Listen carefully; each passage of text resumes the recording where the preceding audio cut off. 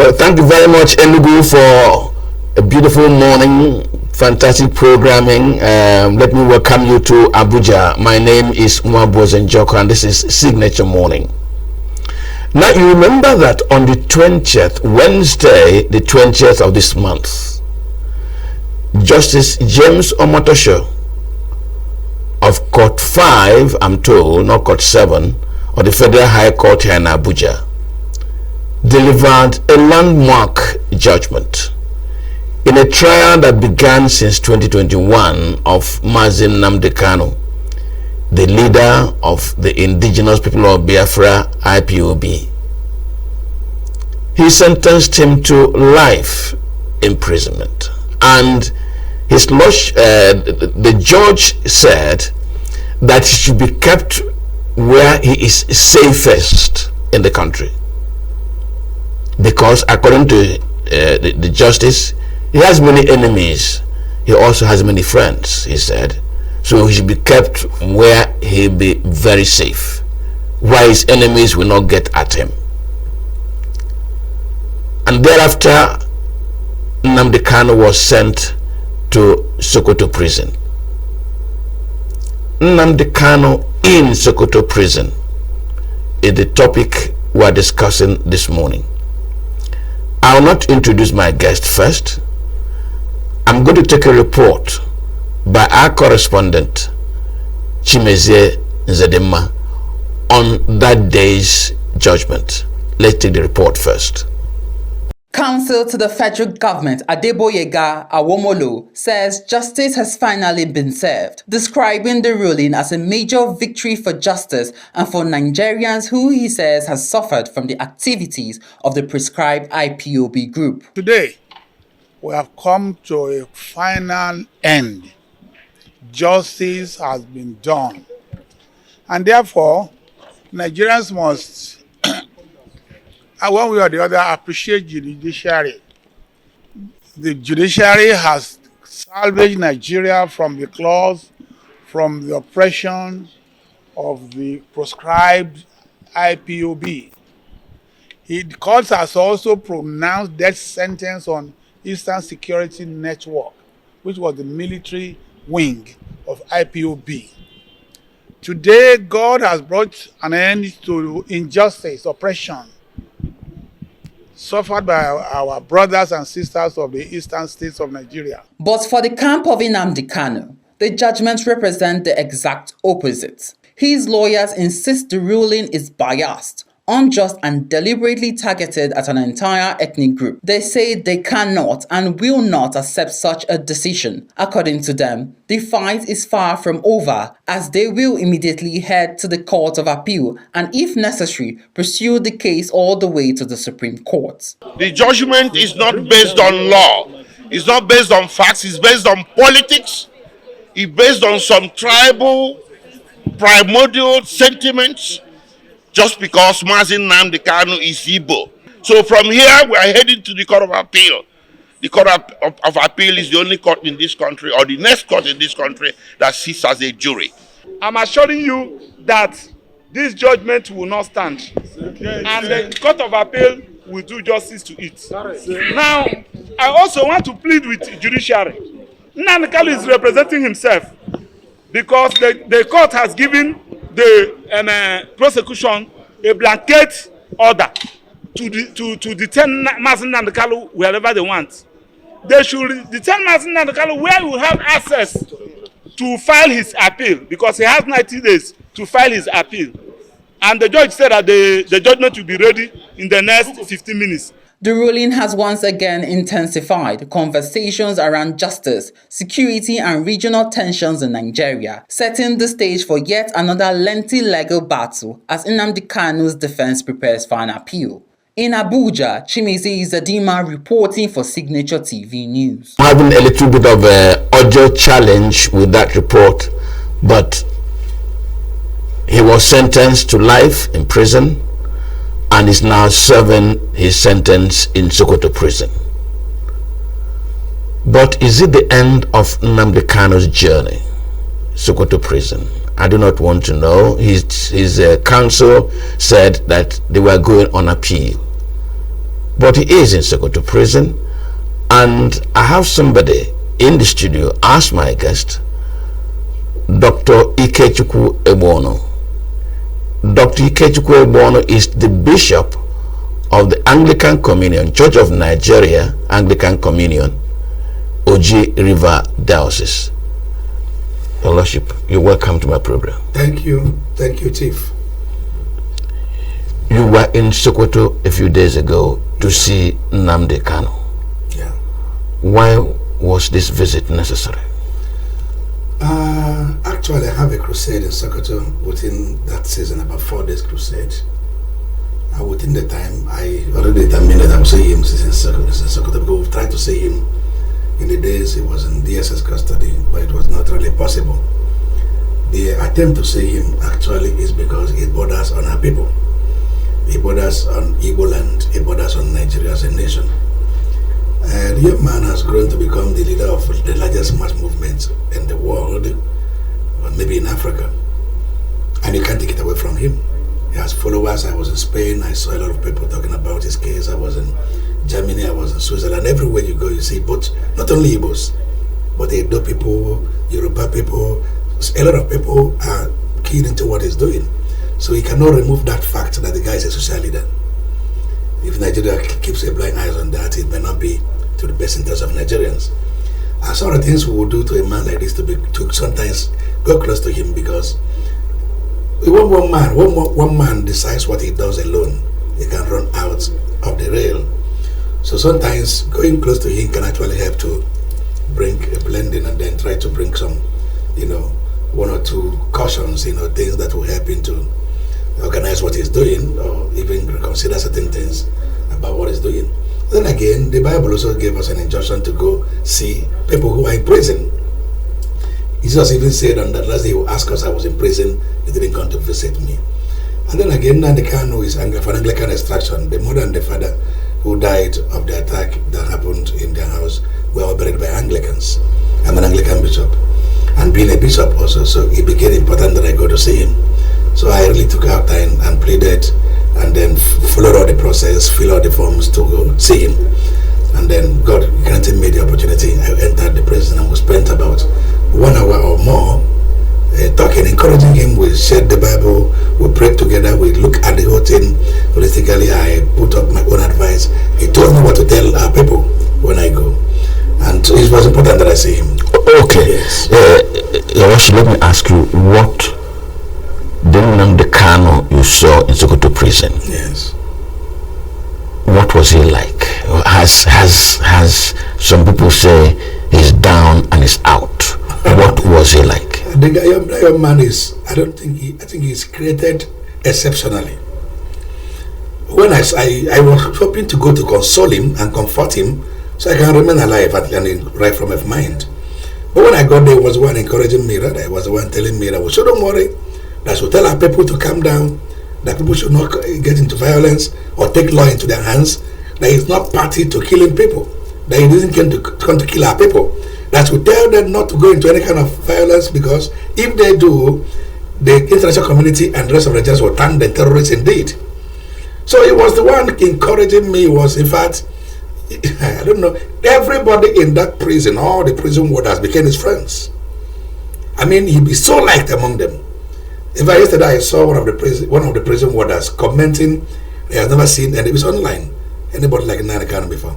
And I also learned when he was in DSS, the entire DSS fell in love with him.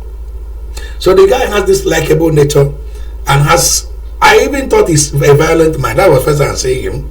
But when I met him, he was a very calm, cool man. We had time to chat. He was in the right frame of mind, in good faith, full of confidence and hopeful. I don't think he's down and out. So the guy is living, already has stepped over what has happened to him. I believe he's living in the next world. He's not living in this generation. If I were him, I'll be down. I'll be complaining. But now, Nnamdi Kanu has been agitating for a separate identity, a separate nation.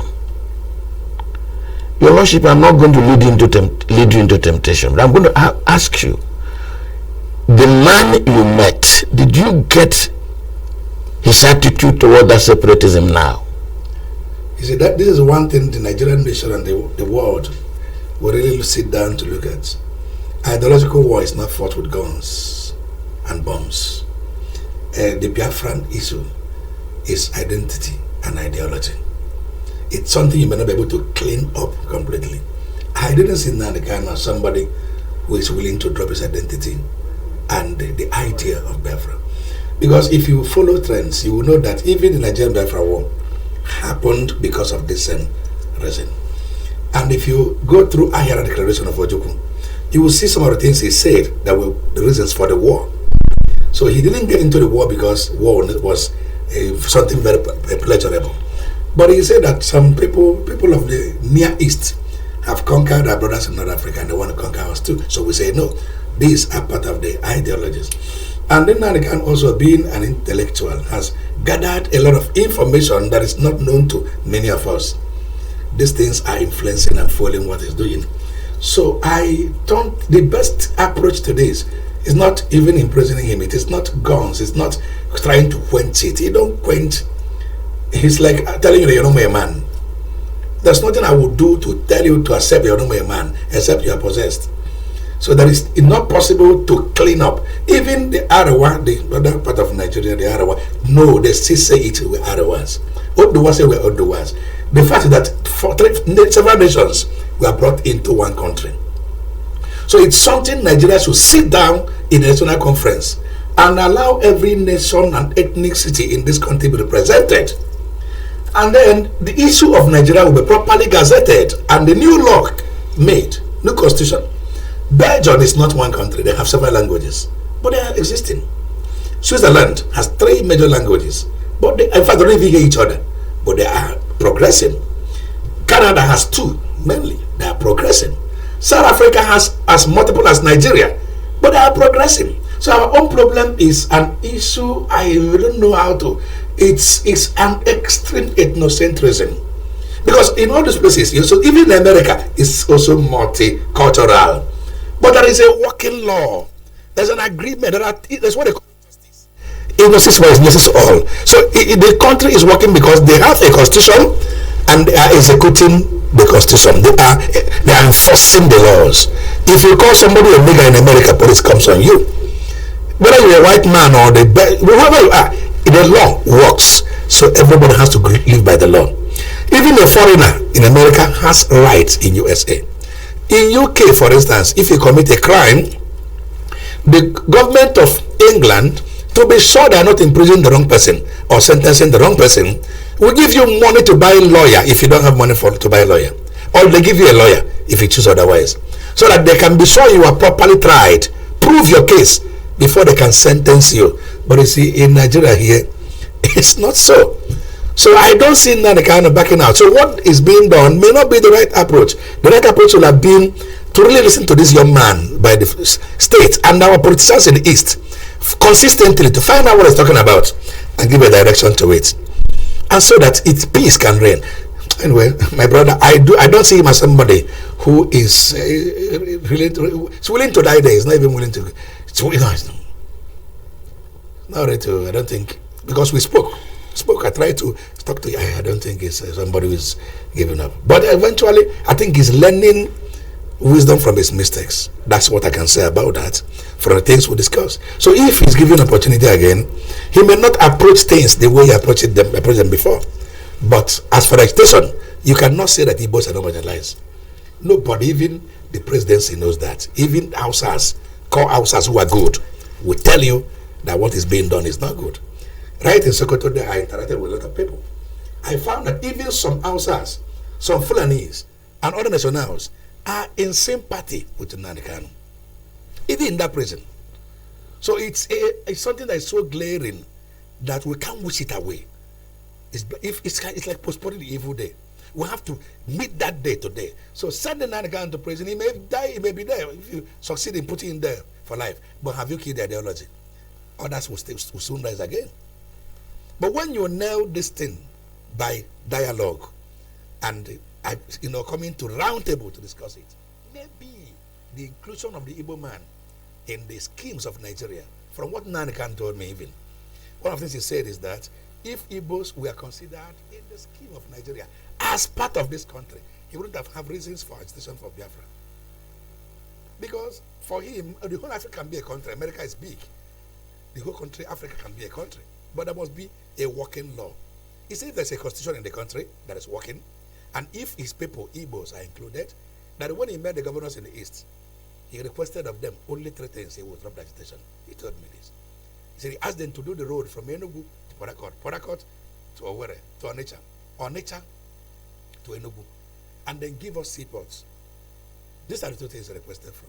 And second, Niger Bridge, 3 things. That if this is done, he will have resigned, he will have surrendered this thing. He's not asking for anything from the government, from what he said to me. And when I look at him, I couldn't persuade him otherwise. I have to also become soft, trying to agree with some things he was saying, you know. Because we are in Nigeria, we see what is happening in Nigeria. Where if you import something that is going down to the east, anyway, some of these things are not things we just continue talking about because Nigeria government knows. Yes, but now I want you told me about the Nnamdi Kanu. In the course of addressing the very first issue I raised, he said he gave you some message for our people. Yes. I'm one of your people. Yes. Can I be told?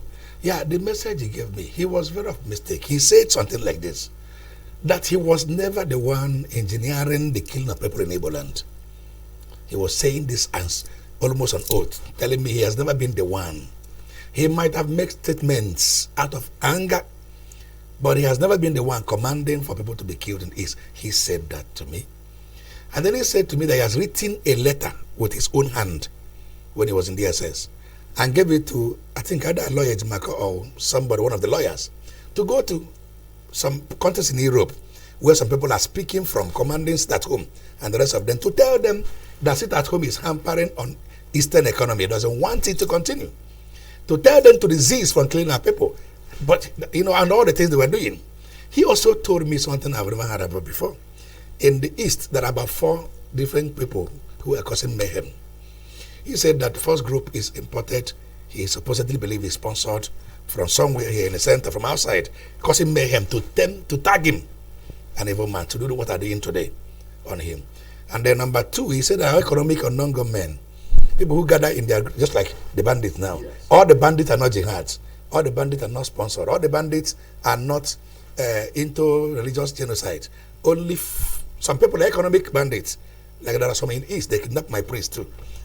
In the East, and when they brought the ransom, they let him go. So they were economically you can't call that one criminals who kidnap people and make money from them. And sometimes when you struggle with them, they kill. And they answer on non-government, and they call them IPOB. And there's another group that is called, I think, Pilot or so. I don't know what those ones represent. And then there is an IPOB move, which is purely agitation for the liberation of the black man and defense of the borderland of, according to him, Biafra. So that he has not been involved in some of these killings. He told me that some of the things he's sentenced for were things committed while he was in DSS custody. So how could he have done that? He said he begged DSS several times to allow him to address the Igbos on camera so that they would know his mind. They didn't give him that chance. So he now told me, since I'm able to see him being a bishop, that I should go and tell our people not to take the laws in their hands and not to be so angry to start doing riots and protesting, because he could lead into all kinds of chaosity. He said I should tell them to be calm, that they are taking due process, going through the laws and procedures of the law to secure his release. He showed me irregularities. He has 140-something pages judgment delivered by the motor show. Yes. And then he had it in front of him. He was showing me the charges and opening to show me irregularities between the charges and the sentences. And so if this thing stands in appeal, he will know there's nothing called Nigeria anymore, because the whole thing for him is a shenanigan. He showed me where they say they committed a crime in UK, but the UK court has not tried the case. But Nigerian court is trying what was committed in another land. It is not. He said that the law with which he was condemned was a repealed law. That he was asking for them to show him the law. But it looked to him like the judge was doing the case for the prosecutor. So it looks like for him, the judge became a prosecutor. Because I was trying to ask him, why the outburst in the court? So he told me he busted out in the court because he felt that this is injustice that cannot be taken anymore. So he couldn't take it anymore as a human being. He has to bust in that way. Because he saw, according to him, the judge almost doing the case for the prosecutor, which shouldn't be. The judge should be an unbiased umpire. Prosecutor will bring out his evidences and he will counter the evidences. He said they try so much, it is his right that most of the objections he raised during witness, that the judge told them not to raise, he won't accept it, that he will only accommodate them in the final written address. But now he denied them the right of the final written address. So, see, he was so angry about it. He told me he was rendition from Kenya. So there is no ground. Having broken law, for you that goes to equity, goes to clean hand. That the appeal court has decided him before. I think High Court also decided him in this matter, but the matter is retried. That the law does not allow criminal matter to be retried after it is decided. He said he was not given ample time even to defend, if he was even going to defend himself. He said he applied for motion to question the jurisdiction of the courts. That in every same court, the judge should have dropped the sentence first and attend to the motion, and possibly squash it, give judgment on that before he continues with defense. But that was not given. He only foreclosed him and sentenced him. So for him, he feels that the sentence was written before even the trial commenced. And that was why he opted to defend himself instead of legal men. So he said those are the reasons why he busted out. But he now said again that he has confidence that Nigeria actually has not deteriorated to that level where such illegality can stand. That appeal court, he believes, will do justice. So that Igbo youths, IPOB, whatever group, the Ohanese, everybody should calm down. Those who want to support him in the trial, as lawyers, should get involved. Those who have any idea to bring as Igbos to get involved, instead of creating mayhem in the streets and burning shops and destroying land. Even the Mondays at home, he said he's not interested in it. That is not helping the matter. He's making his case worse. Because one of the things he was sentenced was that he was one who created sit at home. But he was not.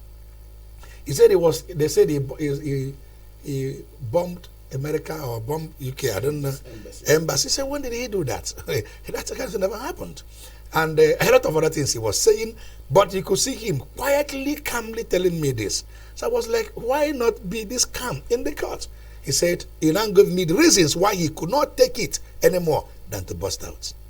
He said he has been incarcerated for 5 years, but as he has been released, at least he will have been discharged for that, and the new case can be verified. But that was not done. He has been kept against his will. So those are the, you can't blame a man who has been in prison for almost all this long. His mind also may not be in the right frame, so he can bust out. And again, even the outburst does not state the judgment, because it's only a content of the court. The judge can fine or can do other things on that, but the judge also seems to be emotional as well. And a man who stands an umpire shouldn't be emotional. He should look at law and deal with issues from the perspective of the law. And all of these were his own views. So our people, both Nigerians and the Biafrans, we know that when he was sentenced, it looks like somebody died. The entire place became quiet.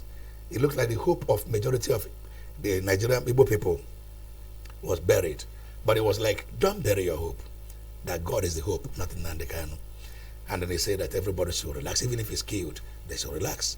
But he doesn't think he'll be killed. That he believes the appeal court was passing. He also believes that Tinubu is wise enough to do the right thing. Those are his words in the prison there. So I prayed for him, and then we shared the word of God. I encouraged him, and I encouraged him also to coordinate, himself. And then, in fact, he was happy I came. He was so happy that I came from religious, side. Because all the times people who go to him were lawyers. This matter, I came from a different angle, and then he was so happy. So we prayed together. I didn't go with food. They wouldn't allow me to give him food. But I just prayed for him, and then I left. Your Lordship, you are not in Nnamdi Kanu. But this matter of Nnamdi Kanu also requires interrogation. Interrogation in the sense of method. I've even seen letters written by 50, 20, 17 lawyers to the federal government, the American authority, or UK government, asking for Oduduwa Republic. They never went with guns. They never sat at home. I've also seen, I've used it on this program, the Fulani National Movement, who also say, look, we want to go our own way. They didn't carry guns, they didn't sit at home. This Nnamdi Kanu's agitation that has gone this way, I'm not making you a judge. Is that young man's method? Is it right? Everything in life borders on perspective and worldview. It borders on cosmology. The way I will approach something may not be the way you may want to approach it, depending on the information exposure available to me. I am a bishop, for instance. If I want to approach things, I will follow it religiously and I'll follow it from Christian perspective. I do not know Nnamdi Kanu when he was a child. I don't know his upbringing. I don't also know what his father told him about Nigerian Biafra War, because Nigeria has suppressed the history of Nigerian Biafra War. If that history is being told, maybe many Igbo youths will have known what really happened. It will have even helped us to decide whether we really want to fight another war or not. But now, youths who have not seen war want war because the history is not being told. I know Nnamdi Kanu was not born, wasn't part of the war. No. I know. So all of those things are issues. I also think, in my own view, that when Nnamdi Kanu began, Igbo people lack elders. Elders, not people of old age, but elders in terms of leaders who are Igbo-centric in approach. Most of our governors in the East, if I say most of them, that it looks like they bought their seats with their money, or they were planted by some other person from somewhere that are serving. I mean that, of course. So I think that the major thing that brought this thing to a point of being soured is because, according to little things I know about some of them, when he began this movement, he was saying it's a protest, peaceful agitation. He was saying it, and it was gathering momentum. And it continued peaceful, not until Python dance. So I think Nigerian government should also look at their own approach to this matter. Because when it was peaceful, they were killing them. They come to protest, and the military will come and shoot them. I know a lot of young people who died, even my members in the church, who, I don't know why they got involved. They went out, in Bow Junction, some of them were killed. And, when people protested for NSAS, people were killed. So Nigeria becomes a place where people can no more protest peacefully. But every other place in the world, it is like something lawful. So sometimes action can beget action. So I do not know when it degenerated to this level, but I know originally from whatever time, I don't even know when it started, but long ago, from Masob. Is it Masob? Yes. Up until IPOB, it has been peaceful. But even in Masob era, Igbo youths were massacred in our nature by Nigerian army. We witnessed this. And during IPOB also, many youths were massacred. I know many of them were killed. And maybe they felt if we continue going armless, maybe they will kill us. I don't know. I wasn't part of them. But I'm thinking into it that the Python dance was unnecessary. Going to his house to kill 28 people and everything that happened there was also unnecessary, which led him to escape. And then I don't even know how he escaped. We thought he has died. About a year later, he surfaced in Israel, and then again from UK, and he continued like this. Maybe that's maybe. So I don't think he wanted to go that direction. He also didn't tell me that he was one who sent guns to anybody. So because guns are everywhere in Nigeria, Nigeria is porous. People who carry gun in the north, who gave them the gun? So because he told me he was not the one commanding for the killing of anybody. Some people can be emotionally unintelligent. Like when NSAS was going on. NSAS began on his own. Nnamdi Kanu was not part of it. He didn't even know how he started. It was just police brutality. Youths, from one level or the other, the thing gathered momentum. From UK, he was now talking. It looks like He was, but NSAS is not Igbo thing. It's majorly Igbos were even few in the move. A lot of people who were part of it were not Igbos. So, but now he started talking, and then when it was one vocally, the one they were hearing, you see, Igbos naturally are not emotionally intelligent. We serve a mind. We don't keep reserve. It's even affecting us in South Africa, in Kenya, in everywhere. And that's one of the things I'm asking our people. That sometimes you don't say everything that come to your mind. There are things that come to your mind that you can keep and talk to those who can keep it for you. We're not like that. Sometimes when things happen around government, even you will see the boss bust out. Okay, within the course of this time, our brother, the senator from Abia State, has already spoken. When Yorubas have not spoken, Hausas have not spoken, he's the same guy from the same state that woke up to even put 30,000 killed by Nnamdi Kanu. When did that happen? These figures are not factual. So we are just, I don't know what's wrong with us. And then one of our governors in the East always opened his mouth to talk. Before genocide was even concluded, he has spoken.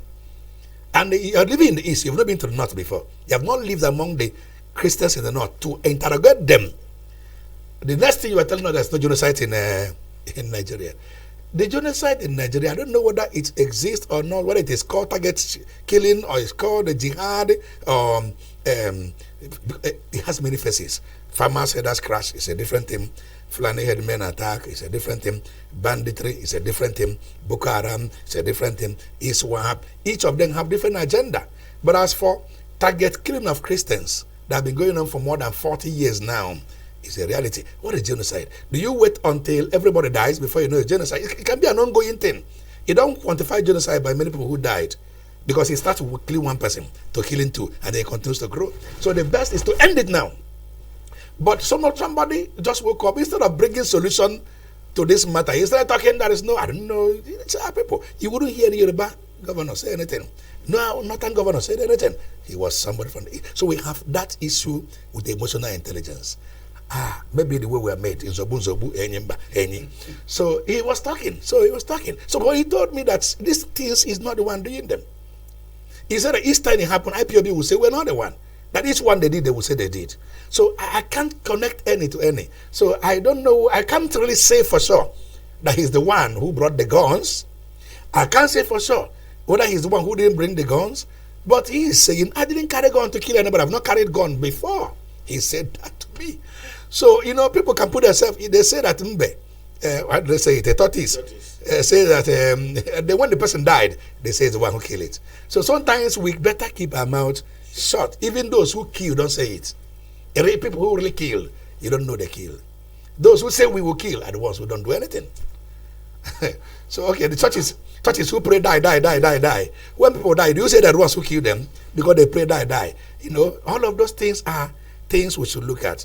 However, I believe that if Nnamdi Kanu is given opportunity again, and our governors in the East, the Igbes and religious leaders are given the allowance to sit down with him by the Nigerian government, some of the things he's doing will be given a better shape. And the Nigerian government can now know how to tackle it. He can itemize his problem, what he really wants done. And all of us will see it. We can now take it to the center and then we'll look at it. It's not a difficult thing to do. And then this whole thing can come down. But if you keep him there in prison, the anger, he wouldn't even have a ground. It's a boku, see my room, see the baggage where they see. So when you quarrel with somebody, create a space for reconciliation. So the moment he remains there, who will you talk to? There's no face called IPOB.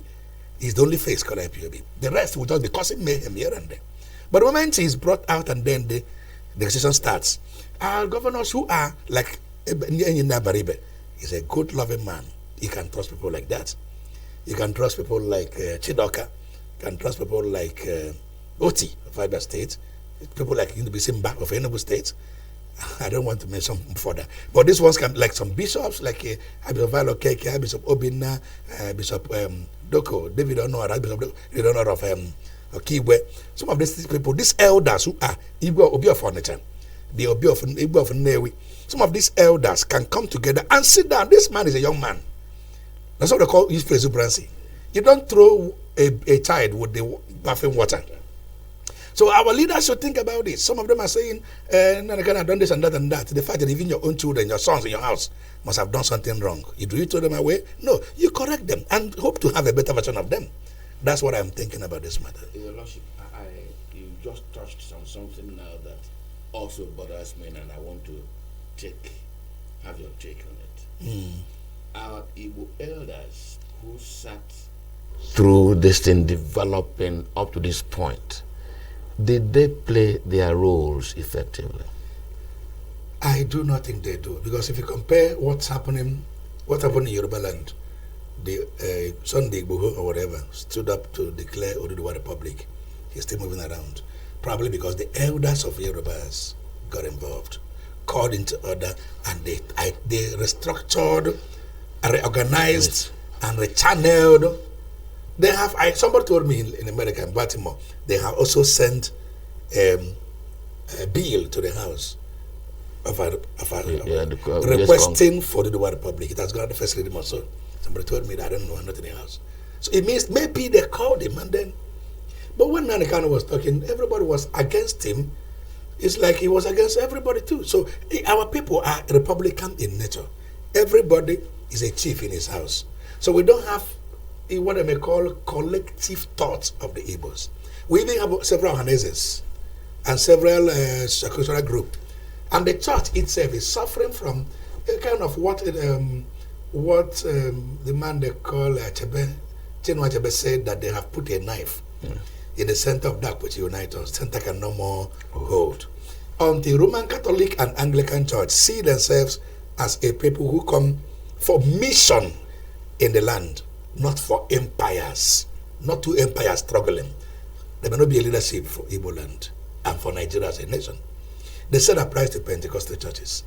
Until church in Nigeria becomes a church and not a business venture, not empire, maybe that's what leadership can be offered, because we're the light of the world. And so I just pray that we will start thinking, because we didn't do well. We left him all to himself. Even when he was sent out from his house, who really went to mediate with the Nigerian government? When they were bringing the Python dance, who went to tell the Nigerian government, stop the Python dance, let's call a brother to order? It's only Abaribe. So he's the only one. He's the only senator we can really look at and call Igbo senator in the House. But maybe Victor and few others like Tony Moye. I don't know many of them. But others are not, it's like they're all for their pockets. Where belly face, I don't know. But leadership does not stop you from getting involved in what people are doing within your locality. Now, if it gets sour, it will affect all of us. There are also other dimensions to this. This Fulani encroachment is another menace. So it's one of the things Nigerian government should also give attention to now. Because in the next 5 years, they cannot control it. It will be like Afghanistan. You may find out one day that they will feature the army and one day take over power. Then it becomes a Taliban kind of situation. And then they will plant governors in all the states. There's nothing you will do anymore. In Nigeria, will remain a professional prison or professional conflict. But you can be arrested now, before it's too late. Now. Well, my guest is speaking to us this morning in a manner that some of us who are back home watching should please take a little seriously, because the question I asked him is, did our Igbo elders really play the role they ought to play when this was developing to allow it to get to the point we are now? Today, Igbo land has unknown government. I am told that some parts of Imo State you see carcasses of people who've been killed, skulls in their 10s and 20s and 30s of people have been killed. And young men are being shot in their prime. Is that the kind of social environment that should be allowed to fester? Now, I'm going back to my guest to ask what I think is a critical question. Your Lordship, now he is in prison. He's hoping to be out through the legal process. we've left this thing to fester to this point. If he is able to come out, what should be the agenda of Igbo elders and leadership? The agenda should start now, not waiting until it comes out. I think the president should also allow reasonable Igbo elders to get involved now. Somebody listens to you when it's sober. And I think when somebody is in that kind of confinement, he is a little bit sober. He can listen to you. And so the elders should behave well now to even organize, pay him visits in prison there, sit down with him and continue showing him love. If you show me love, I can listen to you. If you rejected me when I am in prison, if I come out, I may not take you serious. So this is the right time to go close to him and secure and show him that love. Assist him to get out from that place. Then he will know that, listen, these guys are the ones. I owe them. They help me to come out. They have my interest in their hearts. So when he's out of the prison, you can now say, come, our son. You're our son. People of gray hairs, the Obi of furniture, the Igwe of Owerri, all of them will now sit down with him and say, our son, we have seen what you're agitating for. You are not wrong in your agitation, but we'll have to give it a better structure. Tell us what you want to achieve. Let's tell you how to achieve it. And by that time he can listen to you. You can now be talking. And then Nnamdi Kanu has gathered influence. If he says to the youths, calm down, most of the youths will calm down. If you give a different direction, they will go there. So you don't wish him away. If eventually allow him to languish in cell or in prison, many of us in Igbo land, I don't know how habitable Igbo land will be. We should understand there is a connect. There's a connect between him and the average Igbo youth. So those who don't have what they're doing now. And even those who are doing something that shops are knocked down, they're correct to him. You know, when they were knocking down Igbo shops in Lagos, reclaiming their buildings, waiting Abuja here and there.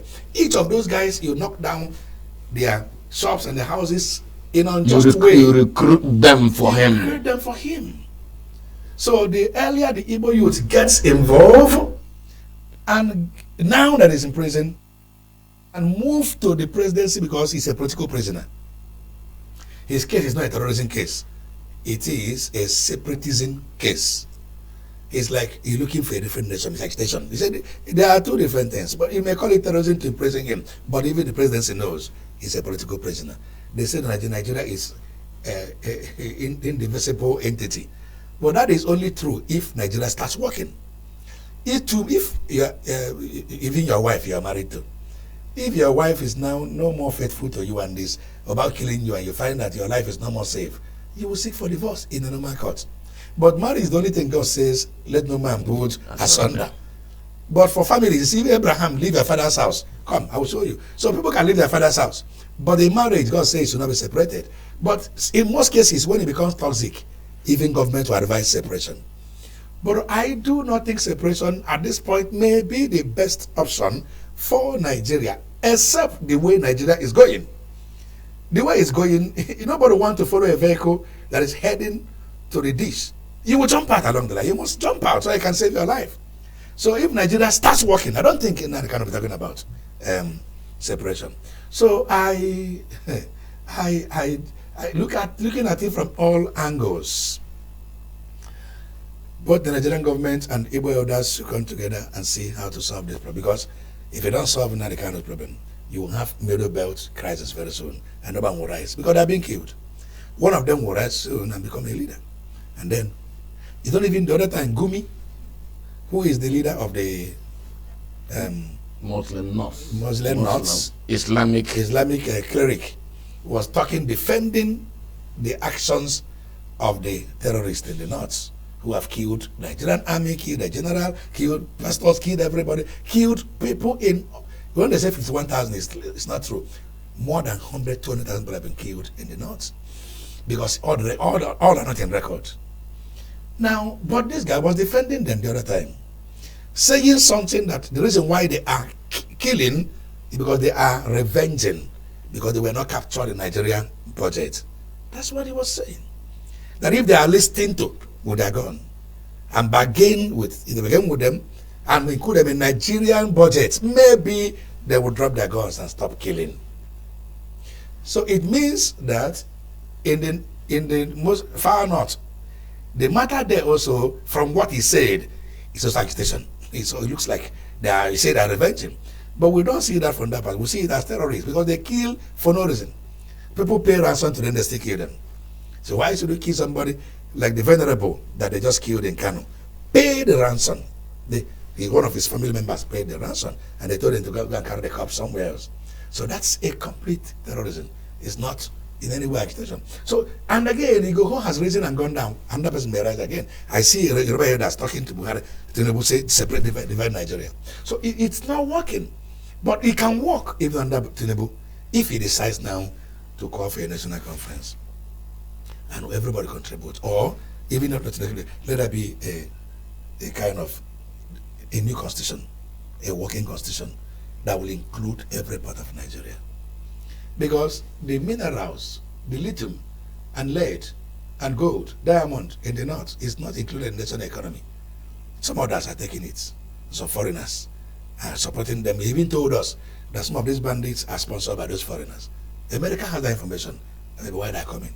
So when they say America, don't come, I don't know whether I like America to come or not. But looking at it from the two divides, you will see instead of somebody who is not adding value to you, but is sponsoring terrorists to kill you, to be taking the mineral, let somebody who add value to you come and take it. Taking is taking. So for me, that is better. So if you look at it from that angle, so Nigeria should sit up. Sit up. And if we want to, even the military itself, want to solve Nigeria, this current military should be set aside for a retraining. Nigeria should recruit fresh young people in the military. As long as you recruit them to join this military, nobody wants to come in. Because they know there are repentant Boko Harams in the military who are still doing their terrorism within the military. You may have heard about how the armies were withdrawn and the bandits attack in Kebbi. So it means that is somebody, even the general, I learned from the house of, from Senate House, from Babi himself, that it was that the General Obani, or Oba, whatever, reviewed his location. And that was why somebody in the security architecture sent it to the bandits, and the bandits came and picked him from there and then killed him. So you can see that we have issue within the army, and you cannot even know who is who. So the ones, there should be a reorientation amongst the army, police and army, because the police on the road care about money more than he cares about. We're not doing number election. They say they will not collect money. They will arrest everybody who buy votes. But eventually, buying of vote was excessively assessed. The number highest ever seen. Police were watching it happening. I will tell the police, well, they will say, it's not our business. They will fold their hands. So we have serious structural problem. So there must be we'll have to sit down again and begin a fresh foundation that can carry a great nation and start building again. Your Lordship, does this country require restructuring? It's serious restructuring from all angles. Didn't you see the guy in Kebbi, Zamfara, saying that 19 local government areas are taking over? 19. So these guys, and 2 days ago they committed a mayhem close to 30 minutes away from Abuja here. They've been kidnapped in Abuja, so they are ruling Nigeria now.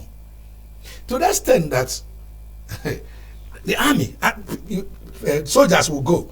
Somebody within the army will leak where the soldiers are to the terrorists, and they will ambush them and kill them. Do we have a nation? Now, by the time the genuine military men will have all killed, those bad eggs will overtake the government. And they call it, that's the kind of thing they do in North Korea, in Morocco, in Tunisia, in all of those places before it became a complete Muslim country. Same thing in Turkey. So it became it. Now, Afghanistan has been taken over. Pakistan taken over. That is it. That is it. So there should be, we have to be intentional. I don't know why Tinubu is scared. I don't know why whether he's scared or not. But if he's scared, I don't know why he's scared. Because 4 years about to pass. 4 years about to go. And I trusted him as a Jagaban. That his kind of heart will be able to. And he's an old man. He doesn't. If he dies now, he didn't die early. So if I were him, I would keep legacy while living. The only thing he needs to do now, how much will he gather? What will he do with the money? Nothing. If I were him, the best I would do as at this time is to make sure I leave a legacy like Nelson Mandela, that forever Nigeria will not forget a man called Bola Ahmed Tinubu. And it's in his hands now. He has all it takes to build Nigeria. The man has everything it takes to rest. I don't know whether it's a political willpower or those around him or information we don't have privy to. That is certainly, I don't know the reason. But he has the power. Okay, if the governor has control of security, he will recover he will recover those territories. Yes. But he doesn't have. So it begins from restructuring the police. There should be state police, there should be federal police. With written laws and codes, they will follow. It begins from restoring the army. Though the army should be a central thing, but there must be a way, a law that governs the army. Judiciary should not be under executive. It should be an independent body that will checkmate parliament and executive. Parliament, the executive should not be part of who becomes what in parliament. So a parliament can take the presidency, the executive, and then the judiciary, vice versa. But now everything is in one. So nothing, we don't have a future. Well, he says yes, Nigeria needs to be restructured, but he wants things to work. May not be territorial restructuring, but institutional restructuring so that Nigeria can work. In the past 56 minutes, I'm told, I've been speaking with Dr. Ikechukwu Ebuono, the Bishop of Oji Diocese, Anglican Communion, who went to visit Nnamdi Kanu a few days back. Tried to tell me what kind of man he met. And I asked him a pointed question, whether he thought that Nnamdi Kanu could drop the idea of agitation. He says the kind of person he met, he doesn't think so.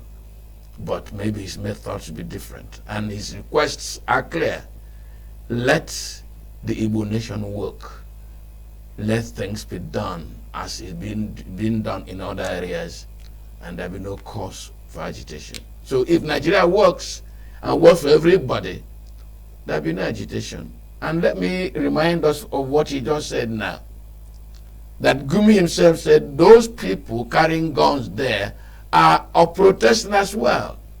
In other words, this Nigeria not working is going to cause a serious problem unless our political leadership begins to think differently and begins to act differently. Let me thank Dr. Ebuono for coming to my program. Your Lordship, thank you very much for finding time to be here. Thank you, thank you. Our leaders should sit up. Don't wait until they start shooting down plane before you get serious. And they should also allow Nnamdi Kanu to talk with his wife. They should have been in Abuja today to reconcile accounts with Federal High Court. I think that has not been granted. He was trying to speak to his lawyer. They refused him access to me on phone. They didn't give him, they said they should call welfare. They refused to give. So all of this, they should give him a little liberty in prison. Even though he's a prisoner, but he has some right as a prisoner. So that he will not feel, things will not go worse than it is today. And the neighbor youths, calm down. According to him, there is hope of his securing his release from appeal court and from presidency. Tinubu is not a foolish man. He is wiser than all of you. He knows what to do. Because the whole world is watching this case. America is watching, UK is watching, EU is watching. So he's hopeful. So I encourage all our youths to calm down. There's no point, taking laws in your hands or doing anything. Let's fix our region, Igbo land. There's no point an Igbo man killing Igbo man. There's no point quarreling with each other. Let's come together as a people. The churches to churches, community to community, Igbo and Anambra, Igbo and Anambra, and all of the Igbo states, and even those who are not from within Southeast, who are Igbos, and others who are part of all Eastern Nigeria. Let's come together, all the governors, secure Nnamdi Kanu's release, discuss with him, and then discuss with Nigeria and move things forward so that it will work for all of us like it works in America. You go to America, you go to UK, things work. Everything is working. The light is working. Police is working. Everything. If it works here, why agitation? Nigerians are living in UK. Are they agitating? They are comfortable.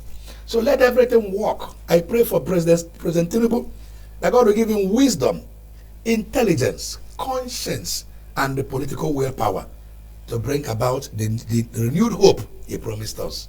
before this tenure is over. And all the governors in the East, they're going to grant, in the whole of the Nigerian nation, they're going to grant all of us this heart for the people that will offer what we may call anthropocentric governance, that will be human-centered and in the fear of God, so that we can keep legacy. If you are given 4 years to rule in a state or anywhere, it is divine opportunity given to you to serve the people and to please your God and leave your name in the sand of time.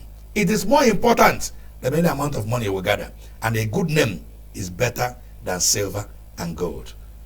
Truly, it is. And it's people that will know these things. Thank you very much, Your Lordship. A good name far, far, far better than riches and gold. Let Nigeria work for all of us. And that's how we end the program for this Friday. My name remains Mwabos Njoko. Let me thank you for investing your time with us. Please have a great day and good morning.